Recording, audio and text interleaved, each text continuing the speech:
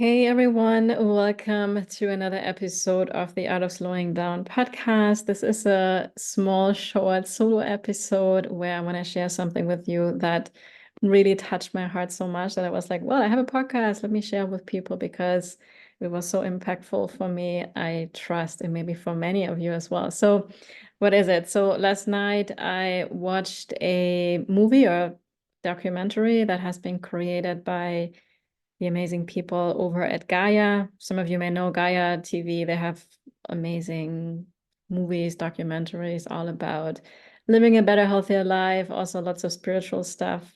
Have really good things over there.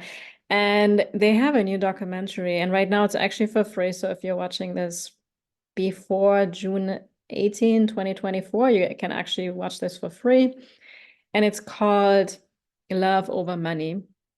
And some of you may know I love to talk about money more into the context of like, not putting money on a pedestal, more about, okay, we need money in this 3D world. It's a necessary thing and also to feel worthy of it, but really focus more on following what feels right to you, right? That's also all what human design and the Gene Keys is about tapping into your purpose, where you have the courage to do the thing that's on your heart, right? Versus what you have been told by some people when you were growing up in school or from your parents or in society in general, right? Where you have these expectations of having a regular job, even though in your soul that just doesn't feel right. So I'm going to just share a little bit about the story because it's so beautiful.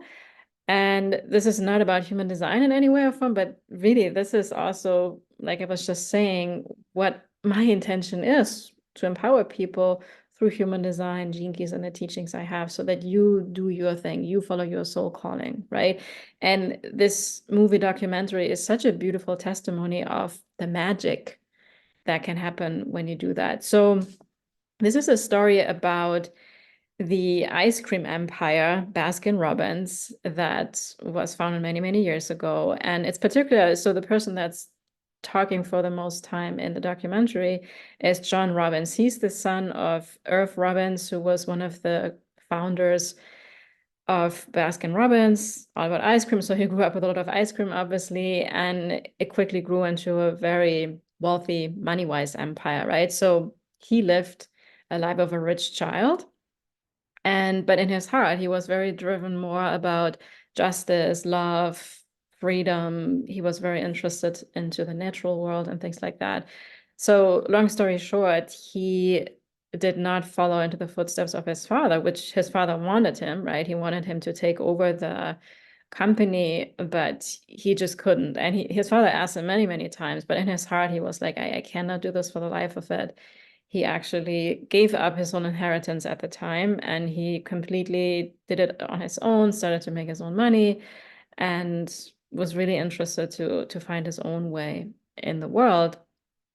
And he even lived in Canada on an island with his wife for many, many years.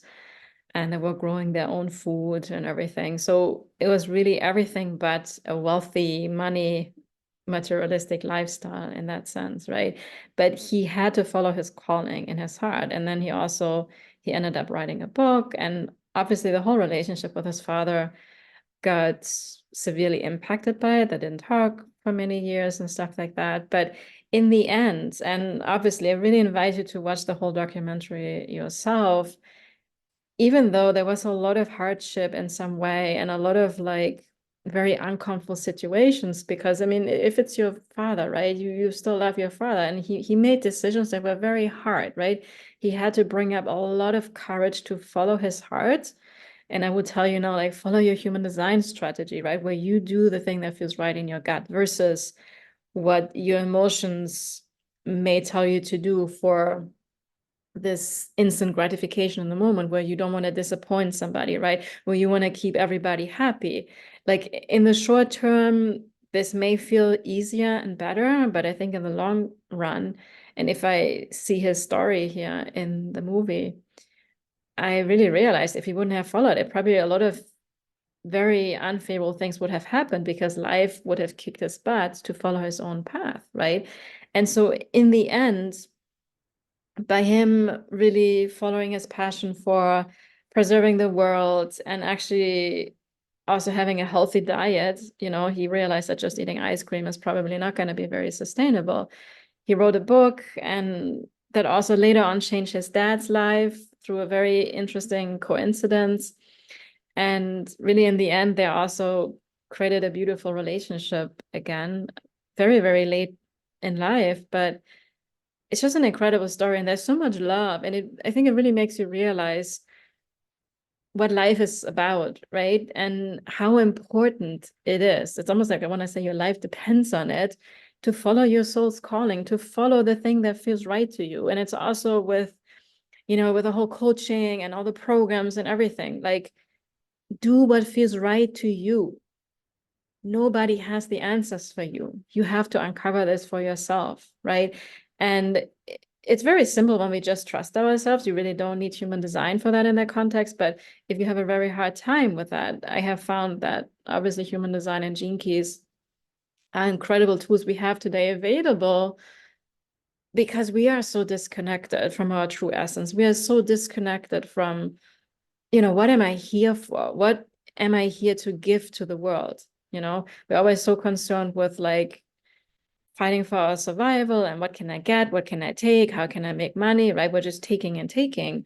But really, you came here into the world to give something, to share your unique gifts with the world. And again, I just highly recommend for you to, if it speaks to you, obviously, this amazing documentary called Love Over Money. If you watch this later, you can also sign up for a Gaia membership, I think, and watch it there.